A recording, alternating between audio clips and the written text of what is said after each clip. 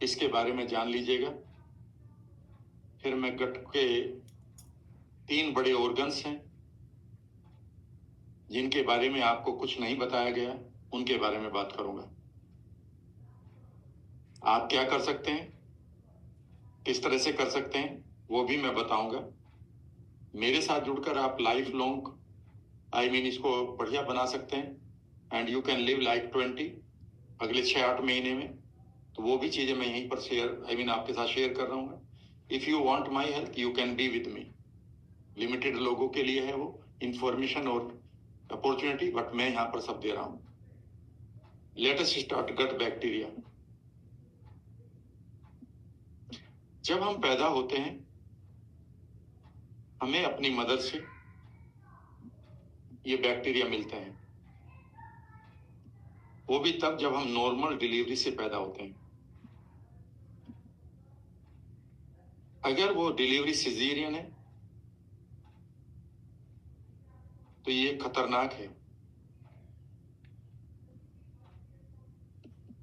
खतरनाक in the sense कि वहां पर 2 चीजें होती हैं। एक मदर को, पहली तो बात यह है कि बच्चा जो है नेचुरल तरीके से पैदा नहीं होता, तो जो मदर के बैक्टीरिया है, वेजाइनल बैक्टीरिया, वो उसको नहीं मिलते हैं,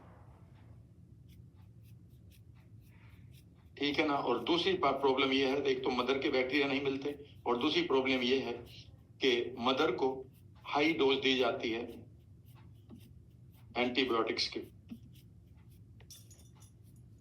अगर वो थोड़े बहुत हैं भी क्या कहते हैं, तो वो भी बहुत कम रह जाते हैं। इसलिए सिजेरियन ऑपरेशन अगर हो रहा है किसी का भी, तो पहली चीज लिख लीजिएगा। इस किताब का नाम है the good gut, written by Justin and Erica सोननबर्ग।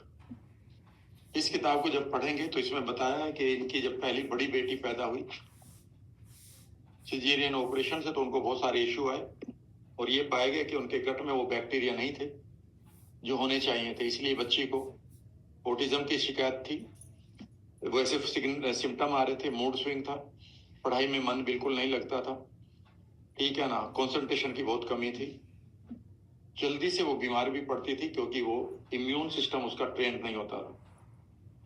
ये बैक्टीरिया ही हमारे इम्यून सिस्टम को ट्रेंड करते हैं। जो इम्यून सिस्टम हमारा 70% इम्यून सिस्टम पूरी बॉडी का हाथों पर होता है, 30% बाकी जगह पर होता है। 70% कहाँ होता है, मैं उसे अभी थोड़ी देर बाद बता दूंगा। दूसरी बार में इस लेडी ने, ये डॉक्टर है, खुद हस्बैंड वाइफ, उनकी लैब है अब तो।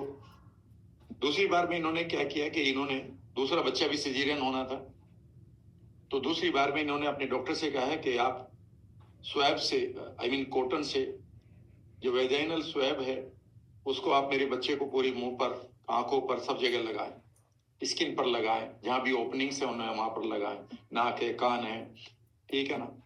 और दूसरी बच्ची बिल्कुल ठीक हो गई। तो ये सलाह आप हमेशा वुड बी मदर्स को दीजिएगा।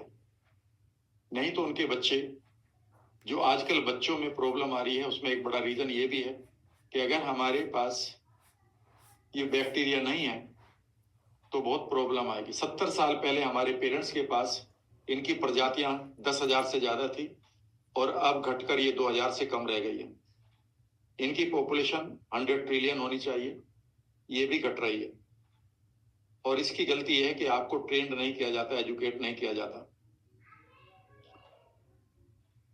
हमारे गट के अंदर एक ऐसा गुड बैक्टीरिया है जिसकी कमी अगर है तो आपका मूड भी खराब होगा, आपके रिश्ते भी टूटेंगे। और इस किताब में सुपर गट है, ये तो गुड गट थी, ये सुपर गट है, ये विलियम डेविस की लिखी हुई है। इस किताब में तो लिखा है कि जितने भी रिश्ते टूट रहे हैं, तलाक भी हो रहे हैं ना, उसमें ये पाया गया है कि इस बैक्टीरिया की कमी है, लैक्टोबैसिलस रोटेरी। आपके बाल, आपकी स्किन अगर बूढ़ी हो रही है समय से पहले तो आपको लैक्टोबैसिलस रोटेरी की कमी है। रिश्ते टूट रहे हैं तो भी इनकी कमी है। हमारे गट में एक ऐसा खराब बैक्टीरिया भी है, अगर वो उसे कंट्रोल नहीं किया गया तो हमारे माइंड को हैक कर लेता है और हम आत्महत्या या एडवेंचरस एक्टिविटी में जाकर जो मौत होती है ये उसी का नतीजा है।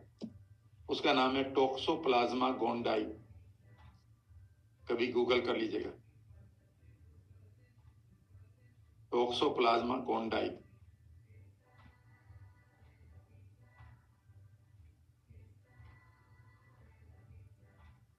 कई बार जब ऐसा लगता है लोग बहुत बड़ा रिस्क ले रहे हैं, पैसों का, लाइफ का, गाड़ी चला रहे हैं 200 की स्पीड से, जाना कहीं नहीं है, समझ लीजिएगा कि उनका माइंड हैक कर लिया गया। ये मैं नहीं कह रहा हूं, सभी किताब में पढ़ लीजिएगा, गूगल कर लीजिएगा इसको। आपके पास इंपॉर्टेंट एक और बैक्टीरिया, उसका नाम है अकरमेंशिया। सभी इंपॉर्टेंट है, अब सबको मैं पढ़ाऊंगा यहां तो ऐसा नहीं होगा। अकरमेंशिया की खास बात ये होती है कि अगर इसकी पॉपुलेशन बढ़ा दी, पॉजिटिव है, इसकी पॉपुलेशन बढ़ा दी तो ये आपकी गट लाइनिंग की जो म्यूकस है, इस म्यूकस को ये इंक्रीज करता है।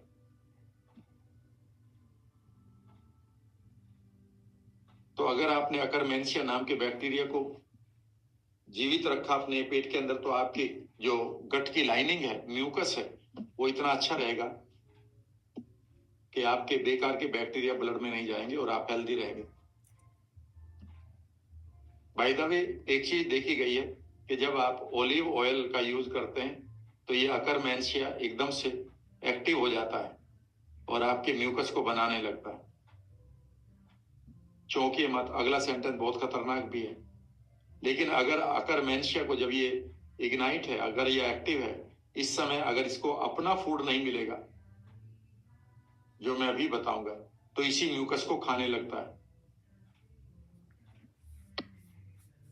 तो अब आप शुगर, रिफाइंड ऑयल, ग्लूटन और इमल्सिफायर की जगह पांचवी चीज भी लिखिएगा, आपके गुड बैक्टीरिया भी आपके लीकी गट के शिकार आपको बना सकते हैं अगर आपने उनका खाना नहीं दिया, तो वो आपकी गट की म्यूकस को ही खाने लगेंगे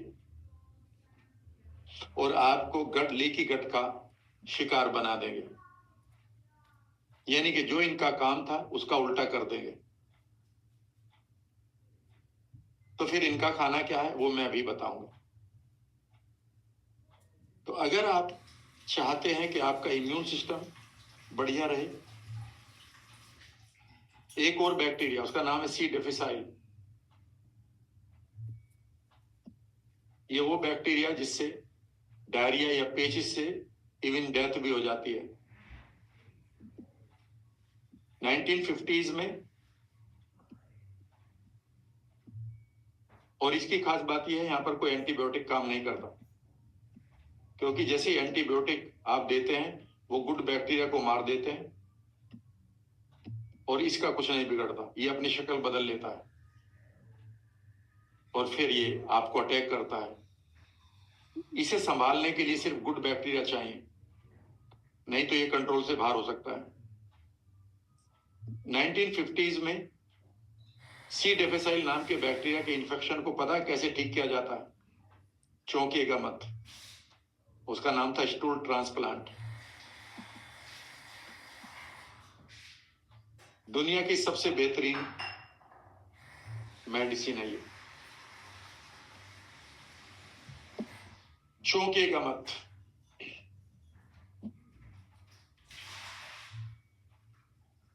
सेकंड,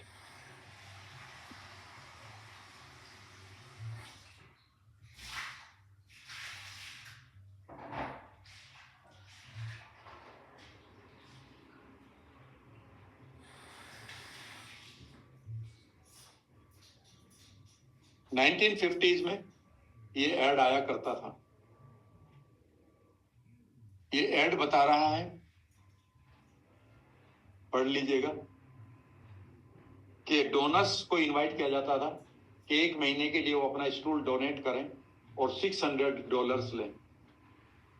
अभी मुझे एक ब्लॉग मिला है, अमेरिका से किसी ने भेजा है, उन्होंने कहा sir, one clinic is offering $15,000 for 30 donations because it is the best medicine। Cancer हो या ब्रेन डिजीज हो, बच्चों का ऑटिज्म हो या डायबिटीज हो, ऑटो इम्यून डिजीज हो या आपकी गट की बहुत सारी प्रॉब्लम, उसका समाधान एक ही है कि आप अपने गट बैक्टीरिया की पॉपुलेशन बढ़ाइए, या तो उस खाने को खाइए जिसमें वो बैक्टीरिया है, या फिर अगर इमरजेंसी है तो आप हेल्दी आदमी का स्टूल ट्रांसप्लांट करा सकते हैं। 1950s में ये सी डिफिसाइल बैक्टीरिया से जब मौतें हो रही थी तो स्टूल ट्रांसप्लांट किया जाता था, जिसका ऐड मैंने दिखाया है। रिजल्ट बताता हूं कितना था। 96% क्योर रेट था। 4% भी ऐसा था कि वो शायद रेगुलरली, जितना उनको कहा गया था वीक में एक बार, वो शायद नहीं कर पाए थे। असाध्य बीमारियों की ये बीमारी की इलाज है ये, लेकिन ये फार्मा इंडस्ट्री नहीं करेंगी क्योंकि यहां पर ये 0 पैसे का है। बहुत बड़ा मार्केट है आने वाला कि आप गट बैक्टीरिया को डेवलप करें। आगे सुनिएगा अब क्या करें। नाउ व्हाट टू डू, लिखिएगा। Number 1, understand gut and mind, and number 2, understand gut bacteria। तो पहले मैं ऊपर ले लेता हूं। जो आपका गट है वहां पर 3 बड़े पार्ट हैं, लिख लीजिएगा इनको भी। नंबर 1, ग्लैंड्स जो हार्मोन पैदा करती हैं। दूसरा लिखिएगा, इम्यून सेल्स। और तीसरा लिखिएगा,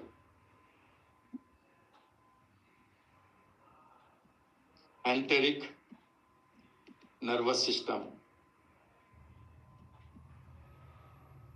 जिसको आप सेकंड ब्रेन कहते हैं। यानी कि यहां पर अपना इनका एक ब्रेन है, इनकी अपनी आर्मी है, इनके अपने मैसेंजर्स हैं, लेकिन ये तीनों के तीनों जुड़े हुए हैं आपके माइंड के साथ।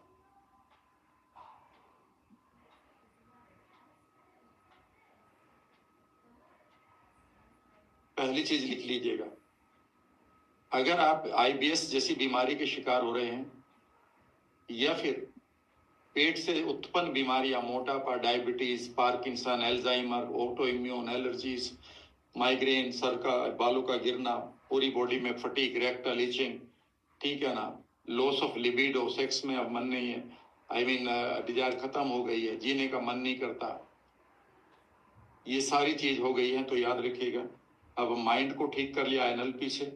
और यहां पर देखिएगा ग्लैंड्स को ठीक करने के लिए कोई दवाई नहीं है।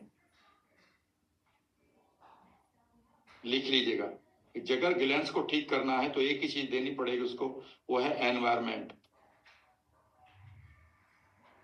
और एनवायरमेंट में 2 चीजें होंगी, लिख लेना, एक आपका फूड और एक आपका थॉट।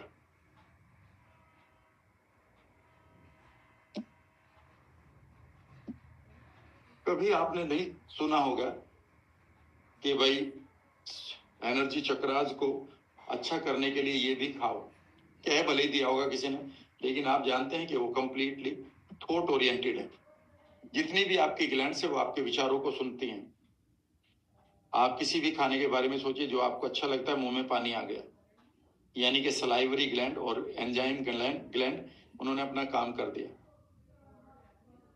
तो हमेशा एक खूबसूरत मेडिटेशन किया करें कि आप अपने अंदर, लिसन टू मी, तो आपके पास सिंपल एक छोटा सा काम कर रहे हैं, अपने आप इमेजिनेशन कर रहे हैं, विजुअलाइजेशन के आप माइंड से उसी वेगस नर्व के द्वारा आप पूरे के पूरे गट के अंदर जहां पर भी सेंसर्स हैं, जहां पर भी ग्लैंड्स हैं, आप उनको खूबसूरत मैसेज भेज रहे हो, and they are smiling and they are releasing the fountains of good hormone. वो आपके हाथों में जा रहे हैं और आपको अच्छी सेहत, आपको अच्छा एनवायरनमेंट दे रहे हैं आपके बैक्टीरिया के लिए। इमेजिन करो कि वो ग्लैंड्स भी वापसी में भी थैंक यू बोल रही हैं और आप इसको एंजॉय किया करें, 2 मिनट, 4 मिनट, 6 मिनट, यानी कि माइंड से, वेगस नर्व से आप पूरे के गट के ग्लैंड्स को एक्टिवेट करें, जैसे आप बाकी एनर्जी चक्रास के साथ बात करते हैं। By the way digestive gland यही है, ठीक है ना। उसके बाद इम्यून सेल है। इम्यून सेल को ठीक करने के लिए अगर ये रिएक्टिव हो गए हैं तो इन्हें दो चीजें चाहिए, और वो है, एक है, उन्हें एक ही चीज चाहिए और वो है एनवायरमेंट। यानी कि इन्हें एक ऐसा एनवायरमेंट चाहिए जहां पर ये रिएक्टिव ना हो, और वो एनवायरमेंट एक ही चीज है कि वहां पर फूड हो और वहां पर थॉट हो। इम्यून सिस्टम के जो मैंने टेक्निक आपको कराई है कि आप उसे आर्मी की तरह देखें, वह बहुत ही मैजिकल है। अब उस आर्मी को आप अपने गट में भी देख सकते हैं। 70% आर्मी आपके गट में यानी कि आंतों में पड़ी हुई है। आंतें मात्र एक पाइप नहीं है जहां पर खाने को आपने पचाना है और उन्हें साफ करना है। भूल जाए इस वर्ड को, हील करना है उसको। क्या निकालना चाहते हो वहां पे आप? वो खाना, वो तो निकलेगा अपने आप ही, अगर आपकी आंतें ठीक, वहां पर ग्लैंड्स ठीक काम कर रही है। दवाई लेकर किस चीज को ठीक कर रहे हो वहां पर आप? इम्यून सिस्टम को, epithelial cell, I mean cells को। अगर वो इन्फ्लेम्ड भी हो गई हैं तो वो इसी की वजह से तो इन्फ्लेम्ड है कि वहां पर बैक्टीरिया अटैक कर रहे हैं, एलपीएस बढ़ चुके हैं। वहां तो एनवायरमेंट ही तो देना है, कुछ चीजों को रोकना है, अभी मैं बता दूंगा। तीसरा है एंट्रिक नर्वस सिस्टम। तो इम्यून सिस्टम का काम है एकदम से अटैक करना, अगर कोई भी चीज है तो रिएक्टिव हो जाते हैं ये, इसको संभालिएगा, इसके ऊपर मैं बता चुका हूं। और तीसरा है एंटेरिक नर्वस सिस्टम।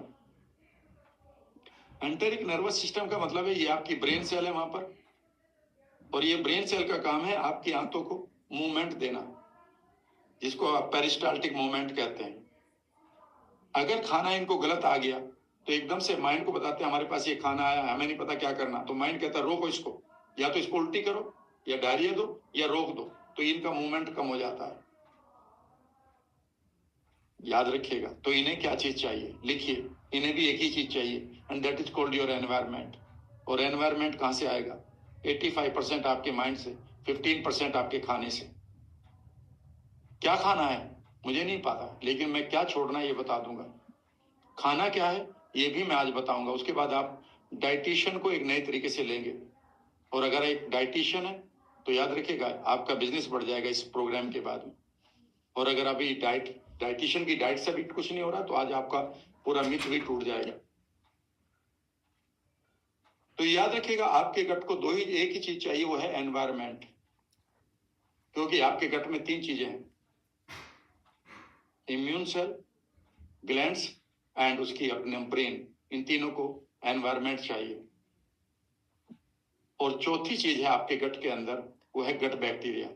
उन्हें 2 चीज चाहिए, environment plus food.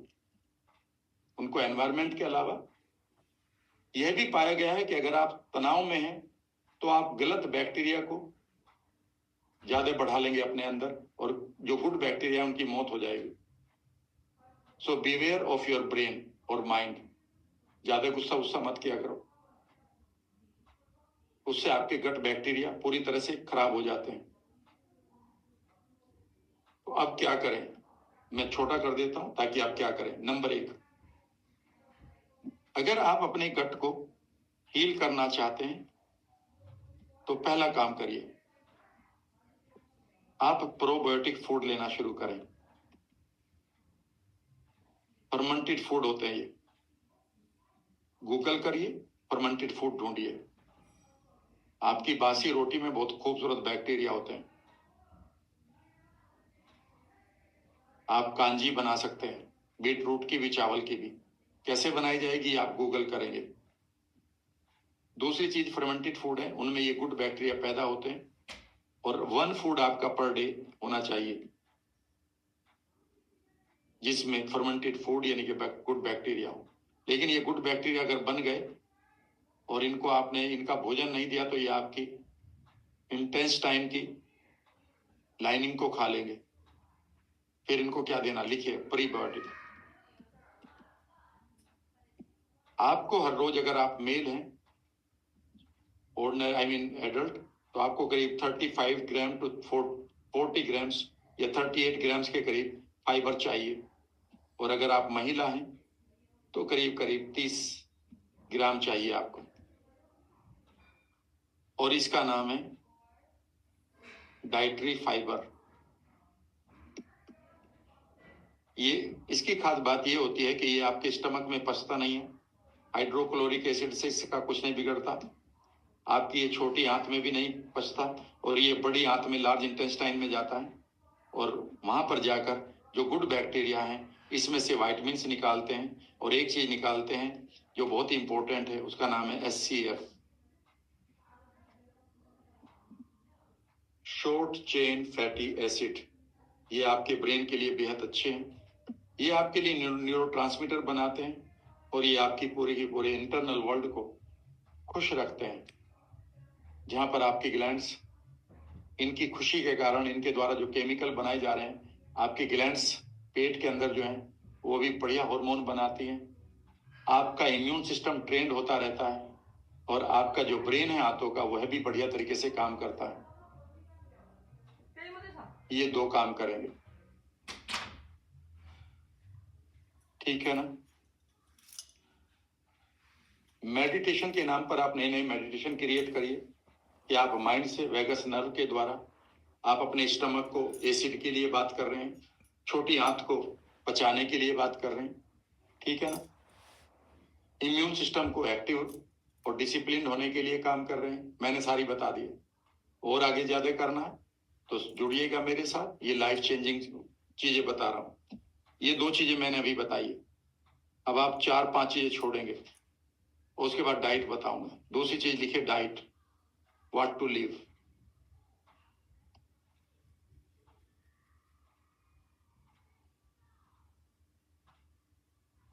Refined oil छोड़िए, इसमें कहीं वेज नहीं होता। इसमें 3 बार केमिकल्स मिलाए जाते हैं, इतना टाइम नहीं है। दूसरा लिखिएगा शुगर। और अगर आप गट्स के बीमार हैं तो आप हनी भी नहीं लेंगे, इवन आप स्वीटनर भी नहीं लेंगे। स्वीटनर्स बहुत डेंजरस हैं आपके गट बैक्टीरिया के लिए। आपके गट बैक्टीरिया को जो नुकसान पहुंचाते हैं ये स्वीटनर्स हैं, जिनको आप शुगर फ्री कहते हैं। तीसरी चीज छोड़ेंगे आप, वो है मिल्क, कर्ड, पनीर, चीज एंड अदर्स, जो भी मिल्क प्रोडक्ट है। आप कहेंगे इसमें तो बैक्टीरिया होते हैं। उन बैक्टीरिया को किसी और चीज से पूरा करिए अगर आप गट के मरीज हैं तो। कई बार आपके दूध के जो हार्मोन हैं, वह हार्मोन, ध्यान से सुनना, आपके जो हार्मोन हैं वो मैसेंजर्स होते हैं। हर एक हार्मोन में कोई ना कोई मैसेंजर छुपा है।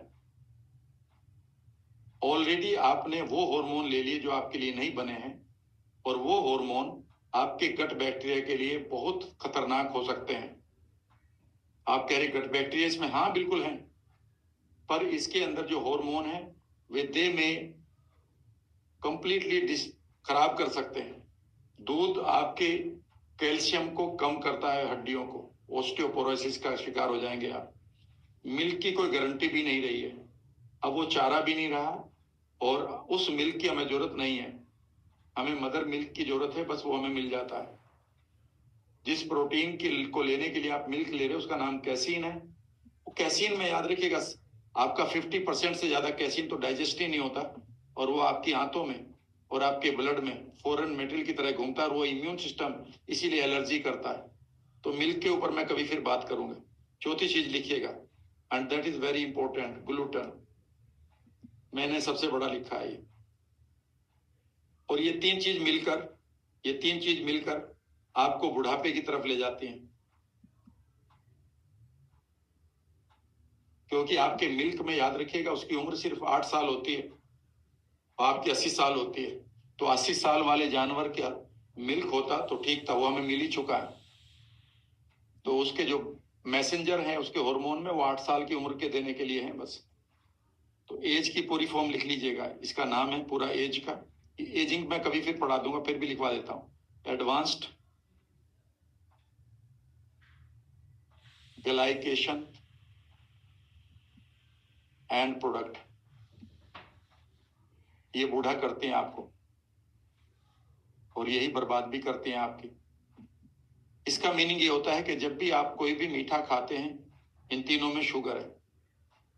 ये शुगर आपकी प्रोटीन के साथ मिलती है और इसका नाम होता है glucose protein molecule. Glucose protein molecule, इसी का नाम, इस मॉलिक्यूल का नाम है एज। अगर ये आपकी आंखों में चला गया तो कैटरेक्ट कर देगा, आपकी रेटिना खराब कर देगा। बालों में चला गया तो बाल खराब कर देगा। स्किन में चला गया तो समय से पहले बूढ़ा होने लगोगे। मुझे तो जब पता चला तब तक नुकसान हो चुका मेरा, क्योंकि ये फिर नॉन रिप्लेसेबल नुकसान करता है। अगर ये आपके जोड़ों में चला गया तो आपको पेन कर सकता है, मसल में चला गया तो मसल कमजोर और दर्द करेगा। तो आप एडवांस्ड ग्लाइकेशन एंड प्रोडक्ट के शिकार हो रहे हैं, कृपया इनसे बच जाइएगा। और पांचवी चीज है व्हाइट सोल्ट। व्हाइट सोल्ट की जगह आप काला नमक, सेंधा नमक या सी सोल्ट खा सकते हैं, पर व्हाइट को छोड़ दीजिएगा। आप कहेंगे उसमें आयोडीन है, आयोडीन सब में है। सी सोल्ट में तो 70 से ज्यादा मिनरल है। सी सोल्ट का प्रयोग करना सीखिएगा, इन चीजों को छोड़ दीजिएगा। फिर खाएं क्या? इनको छोड़ने के बाद अब खाएं क्या, उसको भी लिख लेते हैं। क्या खाएं? कितने लोग यंग होना चाहते हैं अगले 6 महीने में?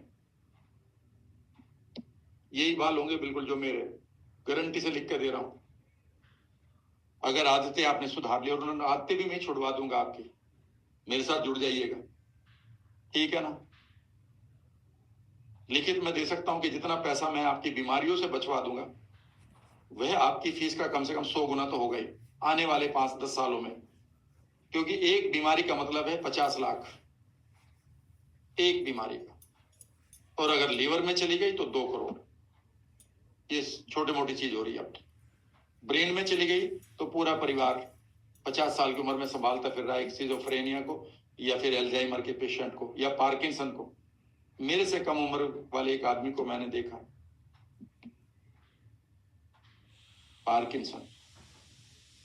और ये सब कुछ आज आप ठीक कर सकते हैं, ये होने के बाद ठीक नहीं होती। अगर अभी अर्ली स्टेज है तो स्टूल ट्रांसप्लांट वगैरह किसी डॉक्टर से देख लो पूछकर, या गट बैक्टीरिया बढ़ा लो खा कर ही, ठीक है ना? व्हाट टू ईट, और इसका आंसर है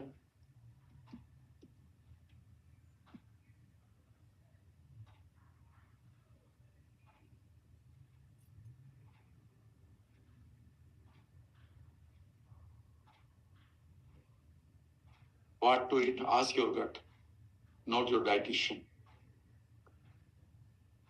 और अगर एक डाइटिशियन है तो आप किसी आदमी को बहुत हेल्प कर सकते हैं, उनसे कहिए मैं डाइटिशियन हूं आपका, लेकिन मैं अब आपके गट को और आपके माइंड को अगले 6 महीने तक अपनी स्किल्स के द्वारा ट्रेन करूंगा। एंकर बन चुके हैं आपके गट के अंदर।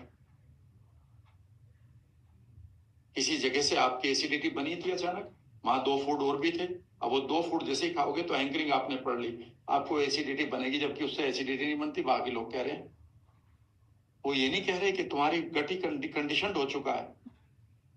फिर कैसे करें? Listen to me. जितने लोग अपने गट को ठीक करना चाहते हैं और इवन पतला भी होना चाहते हैं, पहला काम करेंगे, ये पहला काम बता रहा हूं। फिर दूसरा है ऑटोफेगी, और तीसरा है डिवाइन मोमेंट।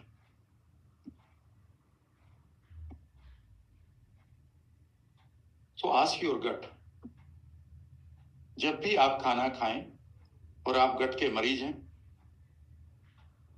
तो पहला काम देखिएगा कि आपने जो खाना खाया है उसके 15-20 मिनट बाद बैठ जाइए एंड पूरा कंसंट्रेट करिए अपने गट के ऊपर, गले से नीचे तक, पेट तक,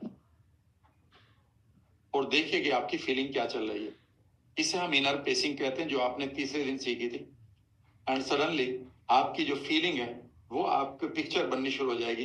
आपने ये रसगुल्ला ज्यादा खाया है, आपने ये रोटी फालतू में खाई है, आपने ये बिना मतलब नमक डाला था। इसे हम ट्रांसडक्शन मशीन कहते हैं, जो अभी हमने बोल दिया था अभी। इसका मतलब यह है कि आपका गट बताने को तैयार है। लिसन टू योर गट, इसे हम गट इंस्टिक्ट कहते हैं। तो खाने से शुरू करो ना। दूसरा, जो भी आप खाने बैठे हैं, आपकी थाली में जो आ गया है, प्लेट में जो आ गया है, एकदम से ना खाएं, उसे सिर्फ देख लें। सिर्फ 1 मिनट के लिए देख ले, 60 सेकंड तक, और देखकर 30 सेकंड के लिए आप आंखें बंद कर लें एंड सी द मैजिक। अचानक ये जो इमेज आ रही है, ये आपकी फीलिंग को बदल देगी और आपकी एकदम से फीलिंग बता देगी इसमें से ये हटा लो। करके देखना। यानी कि आपके इमेजेस को देखकर आपका गट, आपकी ग्लैंड्स बताने को तैयार है, इससे मैं रिएक्टिव हूं। 2-3 काम और काम करें कि आप जब भी खाना खाएं, अगर आपको गट को ठीक करना है, खाना आप चूज करेंगे। फ्रूट एंड सलाद की यहां कोई प्रॉब्लम नहीं है। Fruit and salad as much as you can take, अपनी अकॉर्डिंग जितनी भी आपकी कैपेसिटी है, या आपको जहां तक के रिएक्शन, ये नहीं कह रहा हूं कि एकदम से 40 एप्पल खा लिए आपने, नहीं, मतलब वो आप खा सकते हैं। सैलेड एंड फ्रूट्स की कोई प्रॉब्लम नहीं।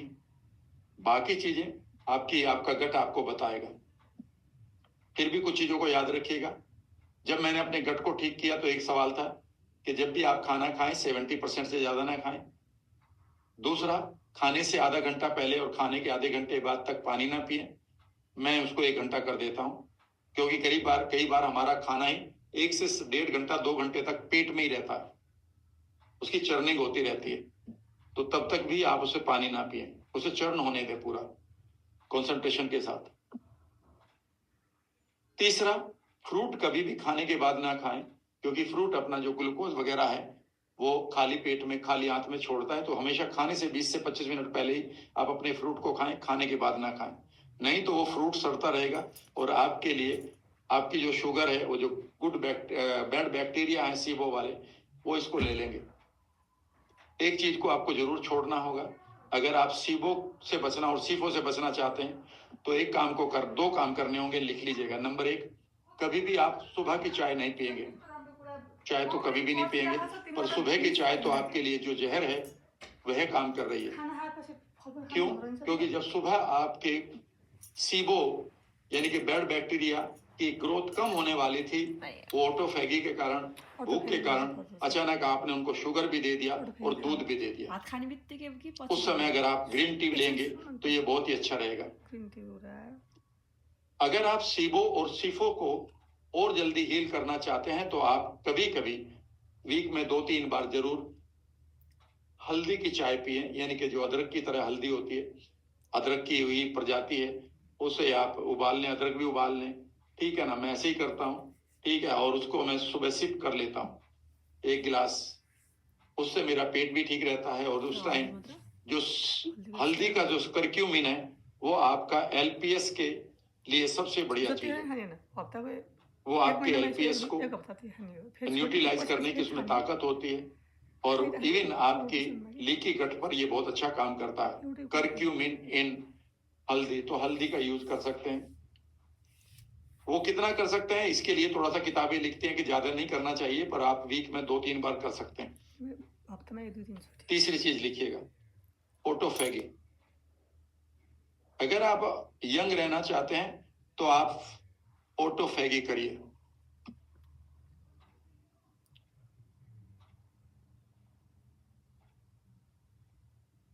ऑटोफैगी का मतलब है, ऑटो मीन्स स्वयं, फैगी मीन्स खाना।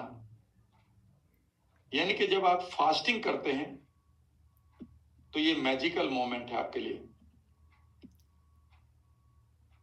पहली चीज लिखिएगा, जब भी आप फास्टिंग करेंगे, हाँ एक चीज और लिख लीजिएगा, जो आपका प्रीबायोटिक है,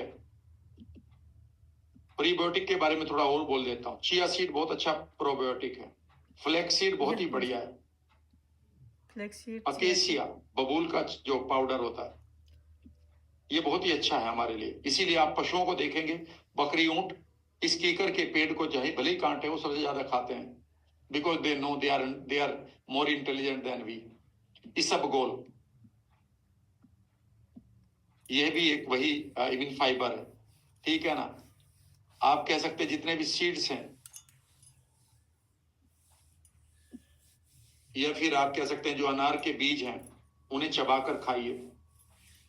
ये वो मटेरियल है जो आपके गुड बैक्टीरिया को चाहिए। मैं एक और बात बता रहा हूं, अभी फास्टिंग से पहले सीबो पर ही आ जाते हैं, क्योंकि सीबो सबसे खतरनाक है आपके लिए। सीबो को हैंडल करने के लिए, जब भी आप प्रीबायोटिक लेते हैं तो आपके गुड बैक्टीरिया बढ़ते हैं, खुश रहते हैं और अपनी पॉपुलेशन को बढ़ाते हैं, और जो बैड बैक्टीरिया हैं वो आपके परेशान हो जाते हैं और मरने लगते हैं। तो याद रखिएगा, prebiotic is more important than even your probiotic. किसी ने मेरे से एक सवाल पूछा था, सर प्रीबायोटिक और probiotic, I said prebiotic, why? मैंने कहा यही तो समझने की होगी। ये बड़े गुड बैक्टीरिया की पॉपुलेशन को बढ़ाएंगे लेकिन बैड बैक्टीरिया को मारेंगे। सीबो की एक खास बात और भी है कि कई बार आप जब सैलेड खाएंगे तो ये सीबो के जो बैक्टीरिया हैं आपकी सैलेड को रिएक्ट करेंगे और अचानक ऐसा लगेगा आपको गैस बन रही है, और ऐसे में 4 लोग इकट्ठे होंगे, वो कहते हैं सलाद से गैस बनती है। हमारे यहाँ एकदम से रूल बना देते हैं, सलाद से गैस बनती है। अरे सलाद से गैस नहीं बनती भाई, तेरे पेट में सीबो हुआ पड़ा।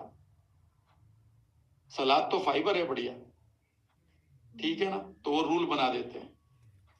अब हम सीबो की फिर बात कर रहे हैं। अब मैं ऑटोफैगी की बात कर रहा हूं। अगर आप यंग रहना चाहते हैं तो आप इंटरमिटेंट फास्टिंग करिए, कम से कम 14 से 18 घंटे की करिए। रोज नहीं कर सकते तो वीक में कम से कम 3 बार करिए, 2 बार तो जरूरी है।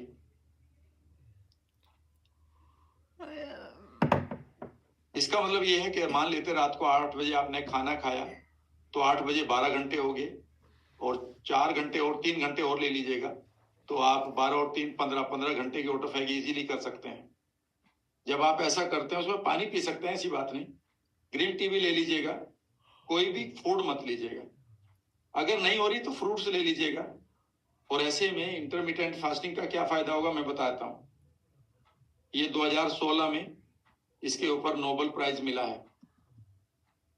हमारे ऋषि मुनि बहुत पहले जानते थे।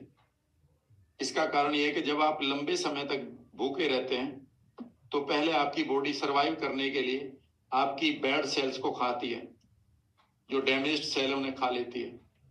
उसके बाद फिर भी आप कुछ नहीं खाते तो अपने आप को सरवाइव करने के लिए वो आपके बैक्टीरिया और वायरस को खा लेती है जो सेल्स के आसपास पड़े हैं। अगर फिर भी नहीं खाते तो आपके अंदर जो कैंसर सेल रोजन बनती है उन कैंसर सेल को खा लेती है। फिर भी आप नहीं खाते हैं तो फिर ये आपकी फैट सेल को खाती है और आप पतले होने लगते हैं। लेकिन इससे भी ज्यादा इंपॉर्टेंट क्या है, लिखिएगा 2 चीजें क्यों करना चाहिए। इसलिए सुबह का नाश्ता छोड़ देंगे आप मेरी तरह से। जो बात कहूंगा वो फर्स्ट इंफॉर्मेशन होगी, कही हुई नहीं कि राजा की तरह खाओ या भिखारी की तरह खाओ। पहली चीज लिखिएगा, जब भी आप खाली पेट होते हैं रात को, यानी कि इंटरमिटेंट फास्टिंग आपकी चल रही है, उस समय आपकी body human growth hormone release करती है जो थोड़ा बहुत होता है, और ये आपके बुढ़ापे की दवाई है। आपको बुढ़ापा नहीं आता। इसलिए जो लंबी फास्टिंग करते हैं दे रिमेन यंग।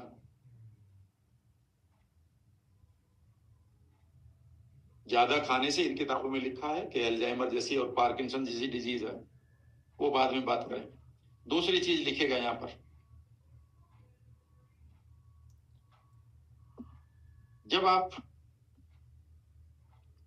जब आप फास्टिंग करते हैं तो आपकी मेलाटोनिन की क्वालिटी बढ़ती है। मेलाटोनिन एक हार्मोन होता है, उसकी क्वालिटी अच्छी होती है, और उसकी क्वालिटी से क्या फायदा मिलेगा आपको मैं ये भी बता देता हूं। मेलाटोनिन से हमारे एक हार्मोन मिलता है या एक केमिकल मिलता है, उसका नाम है ग्लूटाथियोन।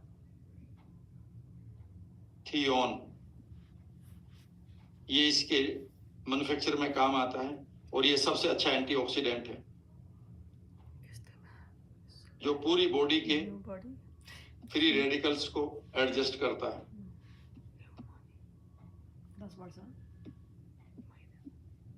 तीसरा लिखिएगा, जब आप भूखे रहते हैं लंबे समय तक, अब मैं आपको मैजिक बता रहा हूं और इसे मैं कहता हूं डिवाइन मूवमेंट।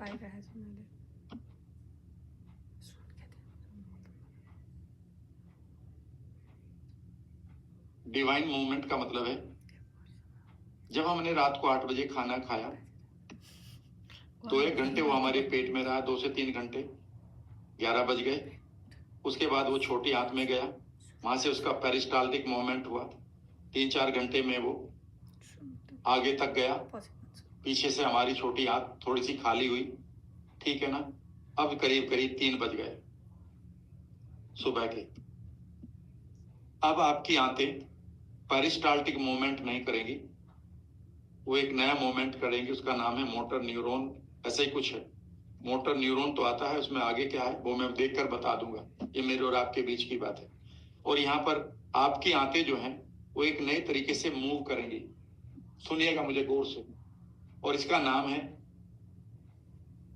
हाउसकीपिंग। कि जब आपका मेहमान चला जाता है होटल का, इमीडिएटली उसमें हाउसकीपिंग वाले घुस जाते हैं और पूरे कमरे की सफाई करते हैं, और जैसे ही नया क्लाइंट आता है उससे पहले वो तैयार करते हैं, चेक इन के लिए तैयार है सर कमरा, जाइए अंदर। लेकिन अगर मैं चला जाऊं ऐसे कमरे में जिसमें पहले कोई रुक के गया है और अभी सफाई नहीं हुई, तो सचमुच में क्या मैं एंजॉय करूंगा? बिल्कुल भी नहीं, चिल्लाऊंगा, मूड खराब हो जाएगा, एंकर बन जाएगा, इस होटल में तो आना ही नहीं है, कहीं बाल पड़े हैं, कहीं गार्बेज पड़ा है। एग्जैक्टली यही काम आपका, याद रखिएगा, माइंड और आपकी आंतें करती हैं। ये माइंड उस माइंड को कहता है कि अब तुम खाली हो गए हो, टेक दिस डिसीजन, और आपकी इंटरनल हाउसकीपिंग शुरू होती है। ध्यान से सुनिएगा। और अब आपकी जो आंतें हैं वो पीछे से पूरी तरह से श्रिंक हो जाती है, और जितना यहां पर सीबो और सीफो पड़ा वो आगे की तरफ धकेलती हैं। यहां पर जो बैक्टीरिया फंगल पड़े आगे की तरफ धकेलती हैं, आगे की तरफ धकेल कर इसे बड़ी आंत में पहुंचा देती है, जहां से स्टूल में जाकर बाहर निकल जाए। लेकिन इसकी साइकिल 90 मिनट के बाद आती है।